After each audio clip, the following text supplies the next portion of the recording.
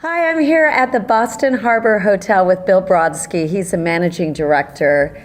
And we are talking about this amazing property that sits right here in the Boston Harbor. We've got so much to talk about here on Insider Travel Report.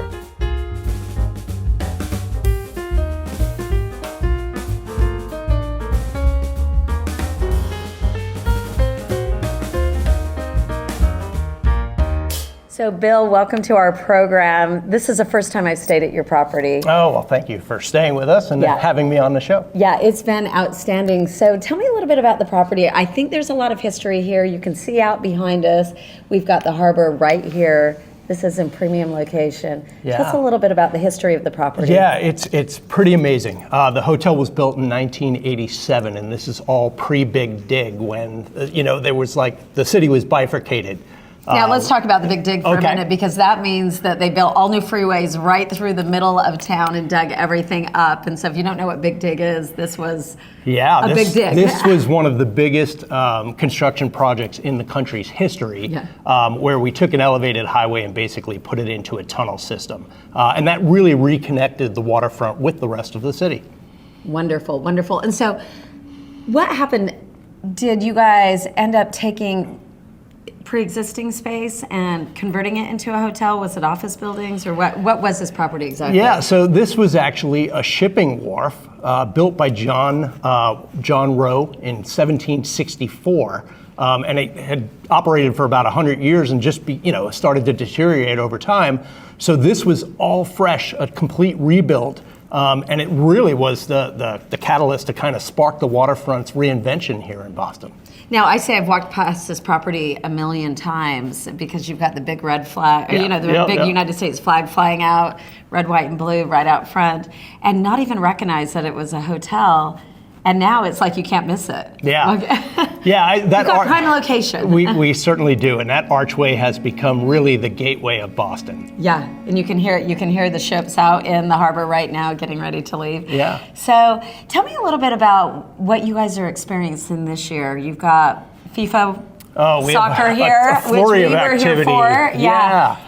So in addition to FIFA, we also do a big, July 4th celebration here. And with it being America 250, we've got a significant amount of activations happening around the property and in Boston.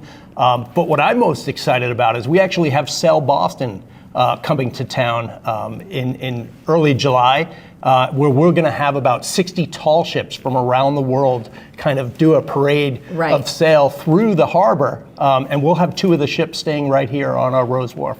Yeah, and if you don't know what that is, they're bringing in all the tall ships for the event, and it's a 4 or 5 day event, right? It is. It's fantastic. And if you've ever seen these tall ships, they're absolutely gorgeous. And the amount of architecture and craftsmanship that goes into building them, it's really breathtaking. Wonderful. Okay, so last night when I rolled into my bed, I was like, this is one of the most comfortable properties that I've stayed in. Tell me a bit about your rooms and kind of the layout that you guys have. Yeah, so our rooms are rather spacious, especially by city standards. The smallest rooms we have are 500 square feet. And we have beautiful city views on one side of the building overlooking the Rose Kennedy Greenway. And then on the other side, obviously, Boston Harbor, and you can see the airport out in the distance and all the beautiful ships.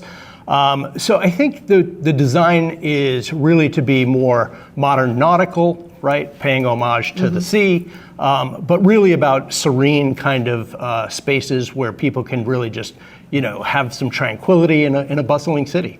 So it feels a little bit like it's been refurbished, has it? Because it's feeling brand new to me.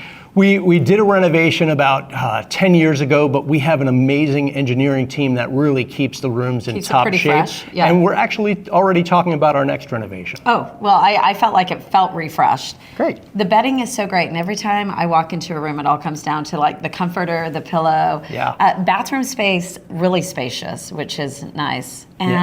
And everything feels traditional, historical here, but a little contemporary as well. Yeah, I think we're really focused on what works and keeping things classic, but also, looking ahead and modernizing some of our offerings. We've certainly leaned into wellness and the sleep experience. We have a new sleep curated program that is about to launch, where in addition to just having a pillow menu to choose from, We also incorporated some oil diffusers and Right. some weighted blankets if people want that, sound machines, and tied that into even something as simple as adult bedtime stories. Yeah, talk to me a little bit about the outdoor space and the restaurants that you have here and how you guys are using that. Yeah, so the Rose Wharf Sea Grill has a beautiful patio right out on the terrace overlooking the water. And that space is pretty amazing in that we have a barge that floats on the water where we feature live music 4 nights a week. And in addition to that, we also added a Trillium beer garden this year where guests can kind of have a more casual experience. Sometimes I think people think that luxury is very formal, and Like I you're going to think have to be spending $300 every time you sit down, but if you just want to have a drink, I then think a beer and a yeah. pretzel can be luxury too if Yeah. it's the perfect I mean, setting. this is Boston. Yeah, we do that's beer and right. pretzels here. Yes, we do.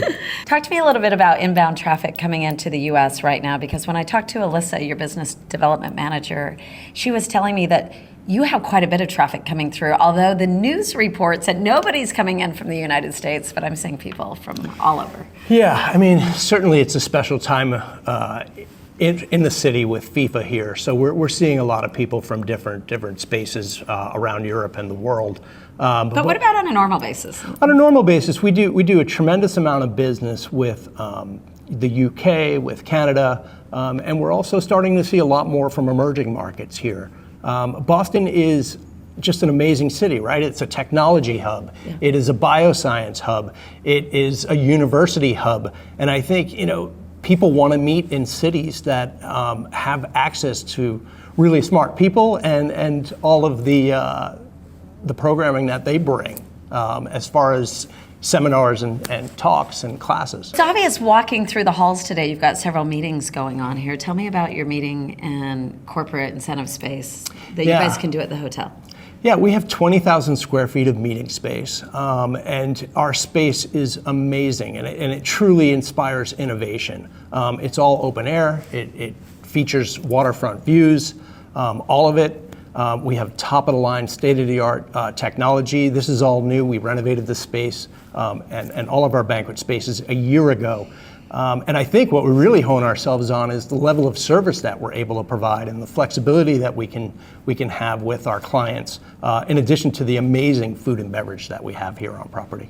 What about destination weddings? Are people coming into the city to have weddings, and are you hosting events here in that magnitude? Yeah, we do about 50 weddings a year in our wharf room, which is getting a renovation this year. And it's just an amazing space. And again, fully leverages beautiful water views. The space feels light and airy and amazing, and people really seem to be happy with their weddings.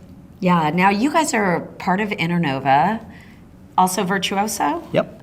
And how about Signature? Yeah, all So three. you belong to all consortia, so you have VIP amenities here if you're working in that segment. Let's talk about price points. Obviously, you're in the higher end. Let's talk about a low season price point and a high season price point.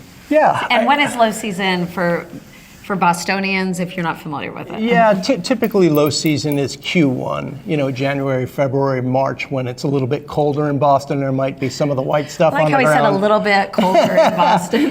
Yeah, and price points are obviously more aggressive based on demand, but typically guests could expect to spend $400 or $500 for our rooms, and I think we really focus on being the premier value in the city.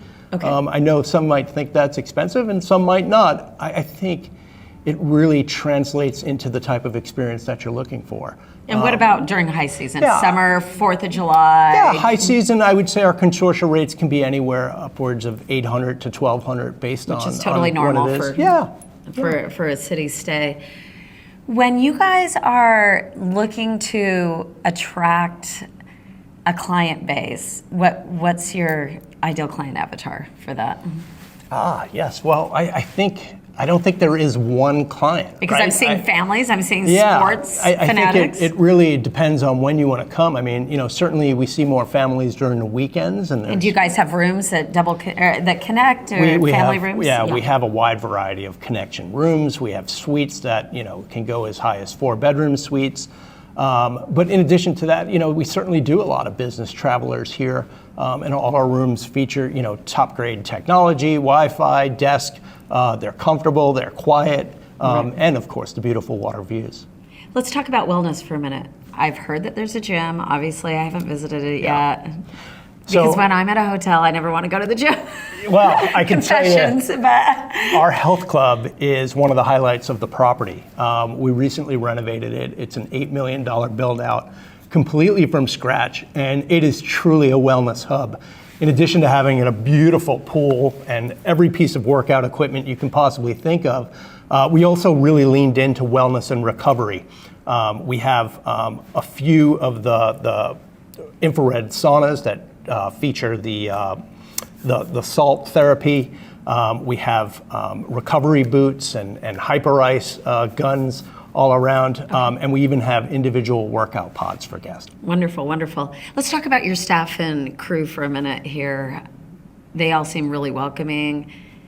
You seem to be doing a great job training and managing them. Well, so thank you. what's kind of your philosophy as a managing director? Yeah, I think for us, it's really about empowering the team to really personalize service and be aware of what guests are looking for, and have emotional intelligence when interacting and connecting with people. What's special about our team is that I would say we probably have over 40 members of our team that have been here over 25 years. And so it's really a veteran crew, and I think you can tell that when you walk through the door. You don't feel like you're working with summer staff that just. Well, what's interesting is, this is their home, and I'm a visitor still. Being new, they truly take it from this is something that I've helped build, and they take tremendous pride in what they do, and it shows. Tell me a little bit about your past. Yeah, so I actually. I started off as a chef in this business. Okay, that's interesting. Yeah. So you're a food and beverage guy. I definitely strong food and beverage, and I worked in. I went to the Culinary Institute of America and went down to Dallas and worked for a couple of years. Then I moved into hotels when I moved to the Charleston Place Hotel in Charleston, South Carolina. Before moving up to Cape Cod, where I worked at Wequassett Resort and Golf Club, which at the time was a 3-star, and we brought it to a 5-star over 10 plus years I was there. And that space was, that opportunity was just transformative in how I kind of honed my leadership style and really my love of hospitality and taking care of people. Right. And so how long have you been managing the property now? So I've only been here for 3 months. Oh, so we've got rookie manager here on the. I have been managing properties in Boston since 2012. So it's so interesting coming from the food and beverage space, because I really think that probably gives you an added advantage compared to other managers, because you've worked a lot of different components of the hotel, so you know how to. I think it's important that you can relate to everybody, right? So I've certainly made my fair share of beds. I've checked guests in. But I think when it comes down to being able to relate to the dishwasher and the cooks, as well as the service team and what they go through, I think knowing that I've gone through those experiences and relate to what they do, I think makes me more relatable and potentially more thoughtful when I make decisions that are going to impact them. So do you feel like this is long-term play for you? Oh, this absolutely. Yeah. This felt like a coming home to me. I mean, much like when I was a chef and the constant pursuit for the perfect plate, I feel like the team here has that same level of dedication to, creating perfect service here for guests. And I think that really just closely aligns with my ethos. Right. Moving ahead, what do you see as the future of this hotel? Yeah, I think more modernization, yet respecting what's really worked here and makes this property so special. Certainly we have some plans to bring us into the digital age, to make it more convenient for those that rely upon their phones more to interact with us. But also still, we're not getting rid of our concierge. We're still going to have people on the room service phone so that we can have person-to-person interaction. So I think one of the focuses is really not on manufacturing experiences, but really getting rid of the clutter and the noise so that guests can have meaningful connections. Do you feel like AI is going to be impacting any of your space? And if so, how? Yeah. And what are you guys doing with that? I'm so curious. And that's the first time I've asked a hotel that question, because, 6 months ago it looked different, and now it's coming so full steam. So I'm just wondering how you're adapting with that. And Yeah, I think AI is tremendously impacting our hotel world. As people leave Google search and start coming over to chatbots for recommendations on where to stay, for independent hotels like ours, it's become increasingly difficult to kind of understand the algorithm and what are the key drivers that can help us show up in those search results. Okay, so we're spending a lot of time trying to maximize our footprint there, and there's a bunch of different ways that happens. One is making sure that our rate is in parity. Another one is making sure that third-party PR and press says good things about us, right? We're saying good things about you. That's right. And then, certainly making sure that all the third-party review sites that assign stars and diamonds and things are closely aligned with where we want those scores, because people rely on that more and more. Right. So you said an interesting thing that you guys are an independent property. You guys don't belong to any type of higher up. Yeah, well, so we're not a branded property like a Marriott or a Hilton, and I think that's one of our sources of strength, right? And I honestly feel like it is. Yeah, because I always love a good independent. Yeah, we're empowered to make changes when we need to in real time. But we absolutely are a member of Preferred Legend Collection, and we found that distribution channel really works well for us and aligns with hotels that are similar. Do you feel like people are going to start doing more direct bookings, or will they go through a third party, or how do you see the distribution channel changing? Yeah, I can tell you that just in recent experience, we've seen people go away from the OTA model and move toward direct bookings, and certainly the consortia market. Consortia is just blowing up right now, and I think people see the value adds in consortia and can identify that this is something that's good for them. Well, I love to hear that, and I'm sure all of the consortias will as well. Well, it's been great talking with you. Do you want to follow up with anything here at the end, or? No. Okay.